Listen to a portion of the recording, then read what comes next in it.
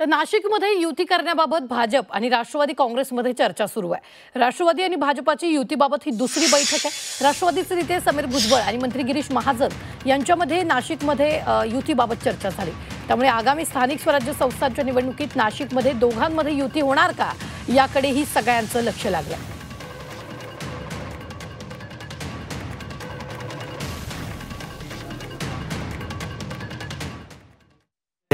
विशेष करून जिल्हा आहे हा भारतीय जनता पक्षाच्या पाठीशी किंवा त्यांच्यावर त्याच्या नेतृत्वावर विश्वास असलेला सगळा हा जिल्हा आहे।